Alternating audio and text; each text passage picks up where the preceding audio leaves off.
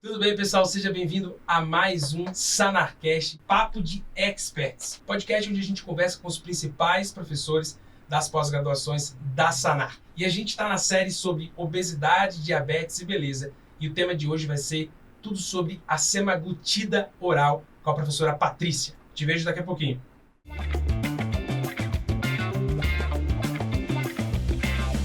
Estamos de volta e hoje com uma participação muito legal, que é o Alexandre, que é endocrinologista, mas em especial a Patrícia Cavalcante, é médica formada pela Faculdade de Medicina do ABC, residente em clínica médica pelo ABC, fez pós-graduação em especialidade e especialista em nutro pela Associação Brasileira de Nutrologia, essa parte aqui é bonita, capacitação em obesidade e lifestyle medicine pela Harvard Medical School e hoje coordena a pós-graduação em nutro da Sanar. O tema de agora é um tema muito polêmico, muito legal, que eu também estou empolgado para poder aprender junto com vocês, que é sobre Rybelsus. Funciona para poder perder peso? Agora a primeira pergunta é, Paty, funciona para poder perder peso? As pessoas perdem peso com Rybelsus? Funciona para isso? Funciona para emagrecer? Funciona, mas hoje não é a minha primeira escolha como medicação. Então já vamos começar aqui com uma polêmica, esse Sanarcast. O Rybelsus, que é a semaglutida por via oral, ela veio aí para facilitar a vida daquele paciente que tem muita dificuldade de usar a caneta, por exemplo, a semaglutida injetável, que o nome comercial é o Ozempic. E acaba que, uma medicação por via oral muitas vezes é muito mais tolerada, muito mais aceita pelo paciente. Mas quando a gente está falando para perda de peso, uso da semaglutida para perda de peso, não para controle de diabetes, que isso daí eu vou deixar o Ale falar um pouco mais. Mas quando a gente está falando dela para perda de peso, sem dúvida nenhuma, a injeção, a semaglutida injetável, o Ozempic, ele é muito mais efetivo. Então, aí, durante todos os estudos que foram feitos para a liberação da medicação nos Estados Unidos, a gente percebe que a dose que a gente precisaria usar por via oral para atingir uma perda de peso boa seria muito maior do que a dose que tem comercialmente para controle de diabetes. Então, a gente tem alguns estudos mostrando que ela por via oral, na dose de 20, 40 miligramas, teria ali um efeito semelhante à dose de 1 miligrama injetável. Só que comercialmente a maior dose que a gente tem disponível, Ale, é de 14 miligramas. Então, sendo que o Ozempic em si, a gente já tem estudos e já foi liberado nos Estados Unidos, como na Europa, na dose de 2,4 miligramas, que aí vai se chamar o Wegovy, essa medicação, que ela dá uma média aí de perda de peso de aproximadamente 15% de perda de peso corporal. Ou seja, muito mais efetiva do que seria a semaglutida por via oral. Então, hoje eu diria que assim, eu nunca prescrevo ela. Não diria nunca, porque sempre tem aquela exceção. Legal. Mas prescrevo pouquíssimo para perda de peso, no início do tratamento. Mas eu uso ela, às vezes, como uma estratégia na fase de manutenção. Ale, você usa ela para perda de peso? Como que você faz no seu consultório? Não, essa discussão é interessante, que realmente quando a gente vê o custo-benefício, acaba que o tratamento injetável é um pouco melhor em relação a essas questões. Tem algumas coisas práticas que a gente acaba orientando para o paciente para utilizar a caneta um pouco mais de tempo, contando os cliques, enfim, que o custo acaba sendo melhor se a gente for comparar até com o por via oral. Mas é importante lembrar para o nosso ouvinte que a molécula é a mesma. O semaglutida injetável da semaglutida oral é a mesma molécula. E qual é a questão das doses serem diferentes? Então, a gente compara 1 miligrama do subcutâneo uma vez por semana com 14 miligramas por via oral todos os dias. A molécula, quando é absorvida por via oral, ela é absorvida 1% do que a gente coloca. Inclusive, a gente toma todos os dias, mas ela dura uma semana. Então, se a gente pega 14 miligramas e multiplica por 7 dias, me perdoe se eu tiver errado da conta, mas dá 98. Então, 98 miligramas, 1% desses 98 miligramas e dá 1 miligrama, que é a dose que a gente aplica no subcutâneo. Então, por isso que a gente toma todos os dias. Daria para colocar uma vez por semana, via oral? Daria, mas seria uma quantidade grande aqui de medicamentos, que a gente acaba fracionando isso todos os dias. Para alguns pacientes, eu utilizo a seguinte estratégia, quando eu percebo que todos os dias, às vezes, vai lembrar ele que precisa cuidar todos os dias. Então, tem alguns pacientes que exigem isso. Não, que todos os dias eu acho melhor. Então, ele acordar, tomar medicação. Então, ele às vezes tem um pouco disso. É um perfil menor de pacientes. Muitas vezes eles preferem mesmo. Uma vez por semana, aplica e esquece o resto da semana. Mas tem alguns que, às vezes, esquece o dia e eu coloco para todos os dias. Dá para ser o Ozempic por por via subcutânea todos os dias também. Existem alguns estudos, inclusive, que mostram um benefício dessa estratégia. Mas para outros eu prefiro usar o via oral todos os dias, devido a essa questão de diário, às vezes ele lembrar melhor de usar a medicação, e também diário acaba lembrar que ele tem que se cuidar todos os dias. Legal. Eu vou dar um passo para trás aqui agora, para a gente poder colocar no chão para quem está ouvindo para a gente. E, pessoal, se vocês tiverem dificuldade de poder... Caramba, eu quero ver onde a Patrícia escreveu isso, eu quero ver onde o Alexandre dá aula. Você pode acessar tudo em sanarmed.com/sanarcast. Você tem uns episódios, você tem um conteúdo rico, tem como fazer a pós deles dois, que é muito interessante. E eu tô aqui também aproveitando cada vez que eu vou conhecendo mais. Então, o que eu queria dar um passo atrás é... De onde começou essa revolução dessas drogas novas aí, de tratamento de obesidade ou até das drogas novas para diabetes, que mudou a história toda? Na minha época, quando eu fiz faculdade, não existia nada disso, entendeu? A gente tava era bariátrica e ponto final, o MC acima de 40, entendeu? Isso é ainda hoje, os pacientes chegam no consultório buscando isso para você, Paty, por exemplo. Como é que começou isso tudo? É incrível porque todos os dias... a gente está tendo uma evolução muito grande em relação às medicações para tratamento de obesidade. Então, a gente já teve a liberação nos Estados Unidos do Monjaro, por exemplo, que é o nome comercial da mais nova medicação, que a gente está esperando ansiosamente também chegar aqui no Brasil, né?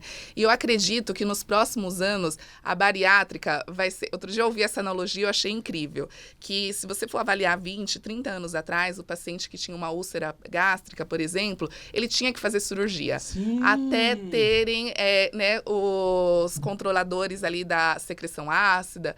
E hoje em dia, a gente também está vivendo isso daí. Hoje em dia, quem que opera uma úlcera gástrica? Raramente. Exato. Então, a obesidade também, eu acredito que a gente está tendo um avanço tão grande aí nas medicações que ela vai ser muito mais específica para casos isolados futuramente.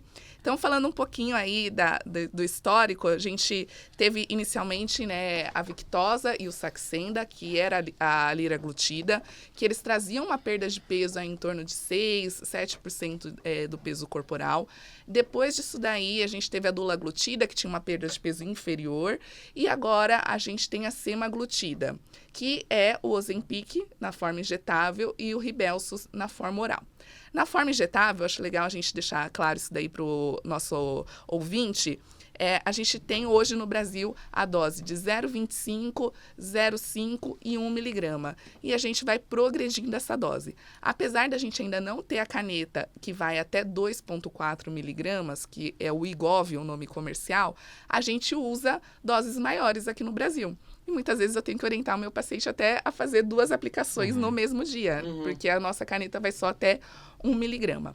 Mas a gente já consegue usar a semaglutida na forma injetável e ter uma resposta fabulosa. 1/3 dos pacientes em estudo tem uma perda compatível com a cirurgia bariátrica. Uau. Isso com uma medicação única, em estudo. Quando a gente está falando de um consultório, que você faz ali uma equipe multidisciplinar, que você coloca esse paciente em dieta, que esse paciente começa a fazer atividade física, que você usa ali uma modulação também dos neurotransmissores, você associa medicações, você pode associar ali um inibidor de SGLT2 também para aumentar a excreção urinária de glicose, a gente consegue resultados que substituem a bariátrica.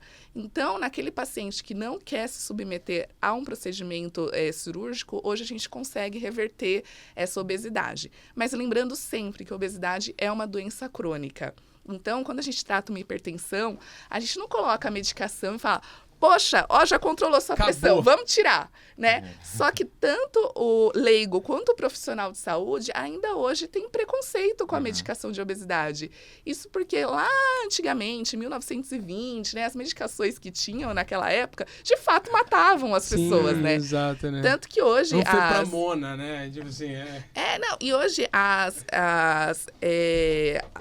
agências reguladoras têm um nível de exigência para as medicações anti-obesidade, o Ale vai poder falar melhor sobre isso, muito maior do que, por exemplo, as medicações cardiovasculares, né, Ale? Exato. A gente tem que demonstrar uma segurança muito maior nessas medicações. Mas ainda existe esse preconceito da população e dos profissionais de saúde, que eles querem logo tirar a medicação. E não, a gente tem que ir com calma. Atingiu o peso ideal, atingiu a meta de peso, a gente vai tirando aos poucos essas medicações E pode ser que algumas, uma ou duas, a gente vai ver ali, depende, né, da genética, do estilo de vida desse paciente, você precise manter cronicamente. Afinal, é uma doença crônica. Nossa, que legal. E Ale, você também vê isso no próprio consultório, assim, do paciente chegando com essa queixa no endócrino, ou isso é mais do Nutro, por exemplo, que ele chega... Porque imagina, vou citar só de exemplo um paciente aqui, tá? 1,75 m, 83 quilos, entendeu? Ele fala assim, pô, não consigo emagrecer. Chega pra vocês ou chega no Nutro pra vocês? Todos os dias. Acho que a maior parte dos pacientes, a maior parte dos atendimentos são voltados a esse perfil. Paciente a gente vê pós-pandemia, chegou muito agora. Pós-pandemia, ficou em casa, trabalhando mais no contexto de telemedicina, quem é médico, mas assim, teletrabalho em relação aos outros profissionais. E às vezes foi aumentando o peso e usava só o pijama para trabalhar, nem percebia nas roupas, não pesava, não tinha o contato social. E aí, quando foi colocar roupa para voltar ao trabalho, viu que a roupa não dava, e agora o que aconteceu? A roupa encolheu, a pessoa aumentou e veio nos procurar. E dentro das ferramentas que a gente tem para oferecer, a resposta da semaglutida tem sido muito boa. Eu gostei muito da analogia que a Patrícia fez com a cirurgia bariátrica, das cirurgias para úlcera gástrica. E a gente vê que um dos desafios hoje em dia é o custo. Então, os pacientes muitas vezes chegam com essa questão, olha, o custo está pesando, se a gente for usar a dose de 1 miligrama, a dose que é até inferior em relação à obesidade, mas já tem uma resposta, vai custar ali uns R$1.000 por mês. Então, isso acaba pesando e o paciente chega com essa, quando é que eu vou poder parar? Então, na verdade, isso não é definido pelo médico, é definido, inclusive, pelo paciente e pelo médico. Tem que ser um conjunto dos dois para essa definição. Porque, como a Patrícia falou, é uma doença crônica. O paciente vai ficar... Tem um nível que o paciente chega e o hipotálamo do paciente vai decorar aquele peso. Então, se ele chegou a 100 quilos, a vida toda ele vai querer voltar à questão dos 100 quilos. Então, ele pode ter 80, mas se comer igual para um paciente, uma outra pessoa que tem 80, mas nunca chegou a 100, ele vai engordar e a outra não, porque como se o organismo dele soubesse que ele pode chegar lá. Então, tem que ser uma ponte para melhorar o estilo de vida dele. Então, se ele tira a medicação e volta a fazer tudo errado que ele fazia antes, ele vai engordar. Não tem mágica aí. A medicação não vai fazer o efeito depois que é tirada. Então, o paciente, claro, vai poder tirar um dia? Vai. Mas ele tem que estar ciente que tem que ter mudado, tem que ter começado uma atividade física, porque ele vai comer mais, sem medicação, ele vai comer mais, mas isso não significa dizer que ele vai reengordar, desde que esteja comendo de maneira mais saudável, de maneira mais adequada, com escolhas melhores e com atividade física associada. Agora, ela tira a fome, assim? O paciente começa a diminuir a fome? Muito. Complementando até o que o Ale falou e te respondendo, que a gente fala, né? Por exemplo, uma pergunta que é essencial para o médico que está avaliando ali o paciente obeso. Perguntar qual que é o peso máximo na vida.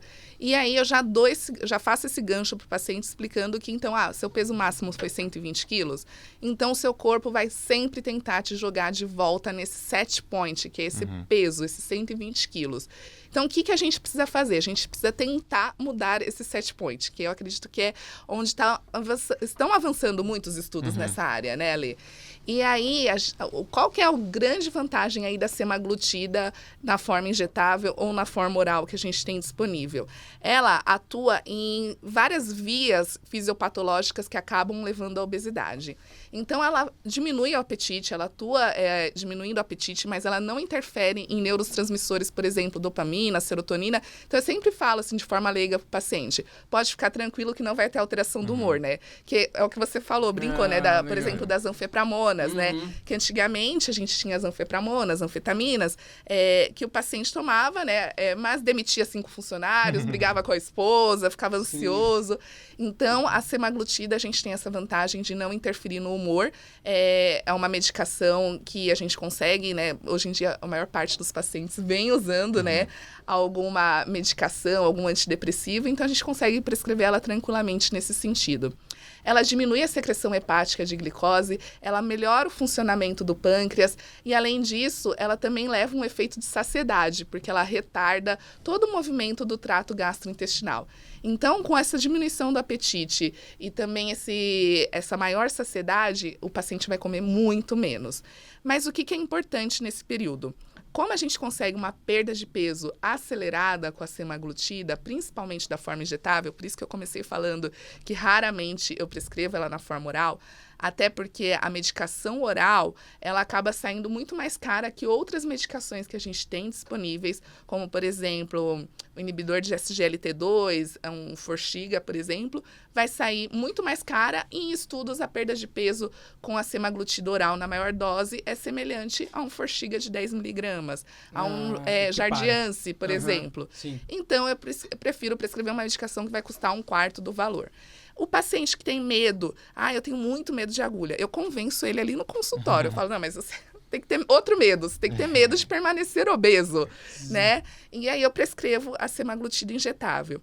E eu explico para o paciente que a vantagem da gente ter uma perda de peso rápida que vai proporcionar uma semaglutida injetável é que é muito motivadora. Então, é diferente você fazer uma dieta e subir ali na balança, você fazer tudo direitinho uma semana. É rápido? É rápido. E você sobe, por exemplo, e você só vê 300 gramas. Cara, você desanima. Agora, se você toda semana vê que você tá perdendo 1 quilo, você fala, poxa, e eu furei a dieta essa semana. Imagina se eu fizer direitinho na próxima semana. Olha. Poxa, eu só fiz 2 vezes de atividade física. Minha médica tinha pedido para eu fazer pelo menos 3. Vou me esforçar. Porque vai entrando no que a gente chama de um ciclo virtuoso nesse caso. Legal. Ele vai se motivando cada vez mais com a perda de peso e ele vai aderindo a estratégias que vão ser essenciais depois, quando a gente for tirar a medicação. Então, ao final do tratamento, quando a pessoa atingiu a meta final de peso, você vê ela está praticando atividade física 3, 4 vezes por semana, ela já adotou uma dieta muito melhor, ela já está muito mais consciente do que ela come, quando ela pode furar, e aí você consegue ir tirando a medicação. Então, é o que ela fala, a medicação tem que ser uma ponte durante esse período, e o importante é que a pessoa vá tendo uma aderência cada vez mais a essas estratégias. Gerando biofeedback positivo que ela vai conseguindo aderir. Que isso é muito fundamental para o médico. Por isso que, assim, às vezes a medicação sozinha, ele pode ir lá na farmácia e comprar. Mas ter um médico acompanhando, reforçar os pontos positivos, mostrar os pontos negativos, é fundamental para uma manutenção a longo prazo.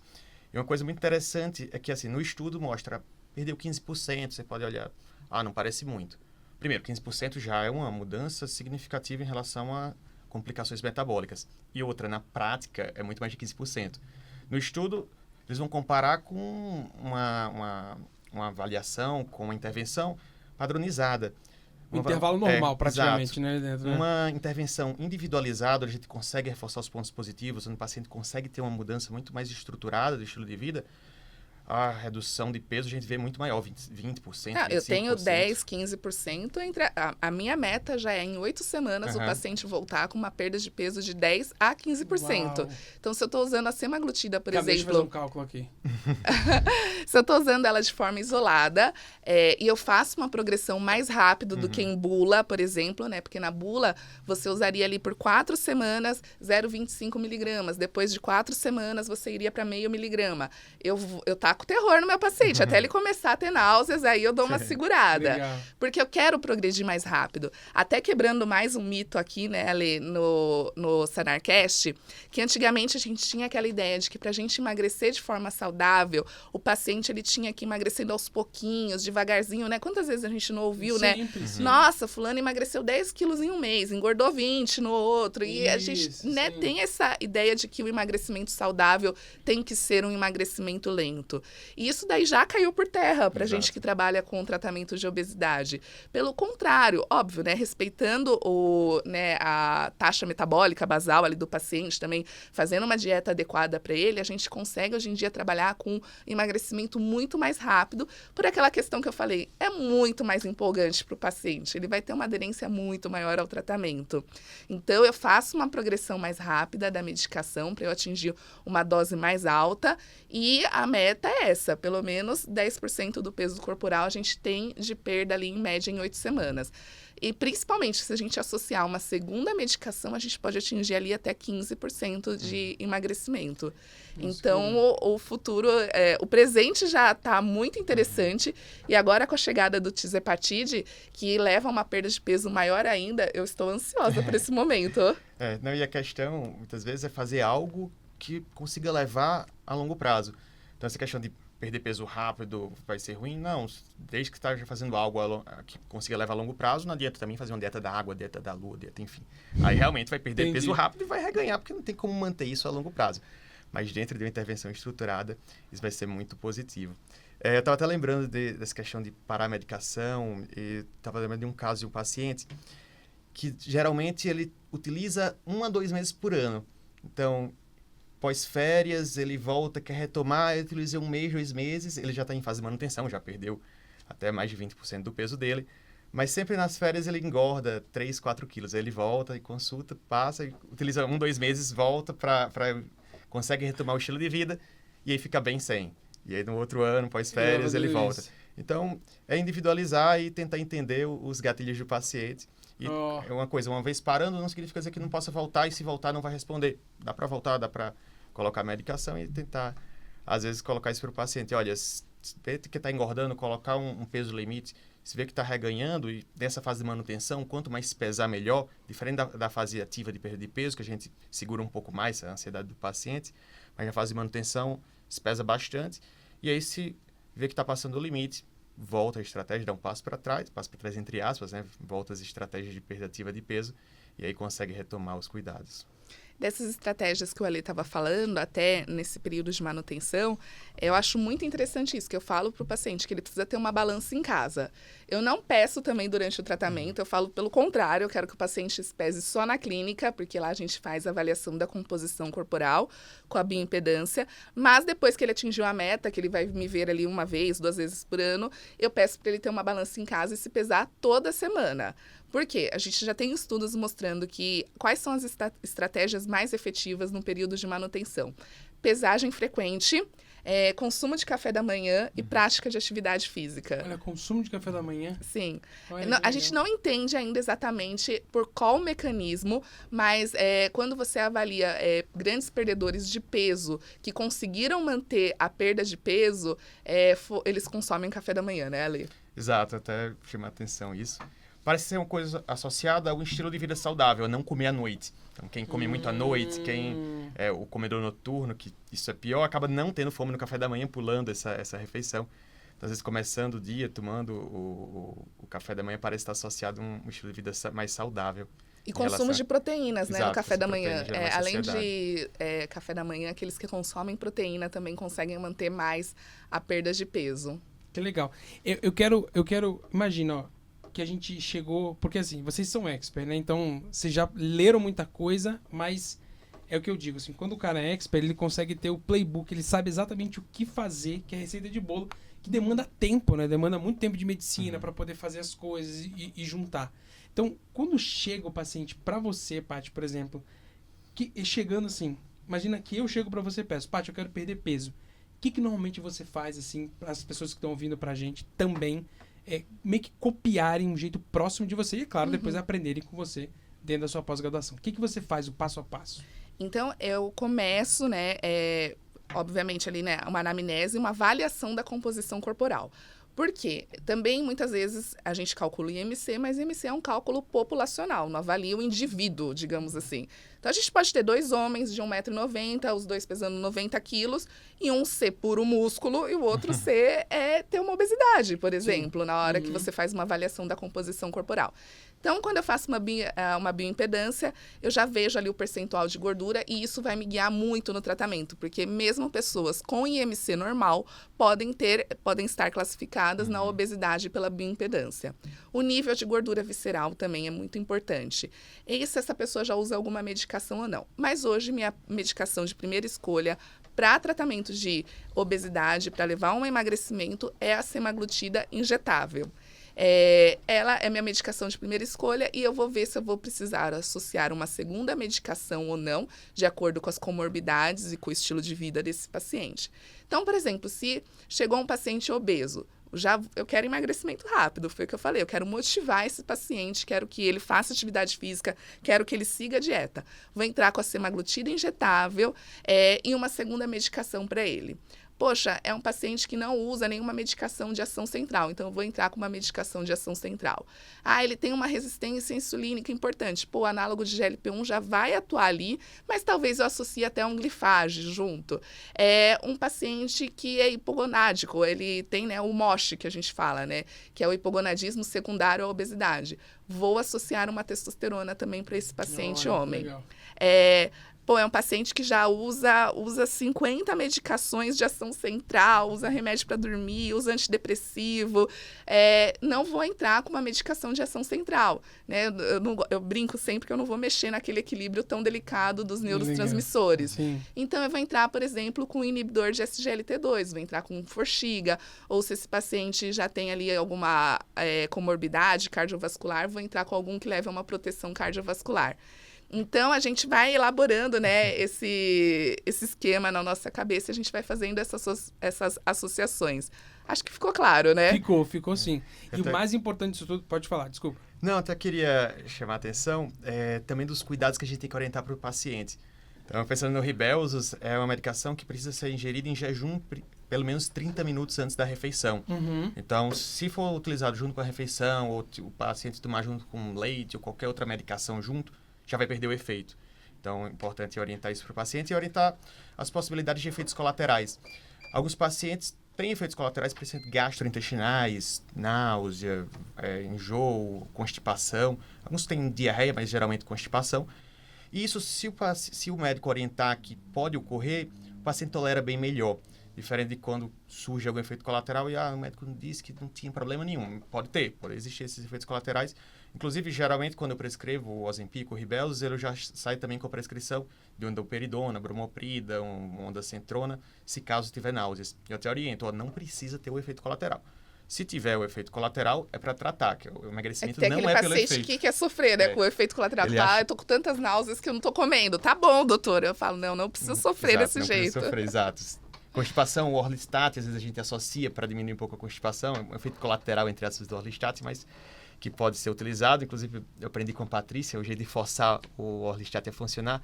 Se o paciente estiver constipado mais de 1-2 dias, orienta ele a usar uma colher de azeite na refeição, que acaba aumentando o efeito, potencializando esse efeito de melhorar essa constipação. O que a gente percebe hoje é que tem uma autoprescrição muito grande, né, da semaglutida, do Ozempic.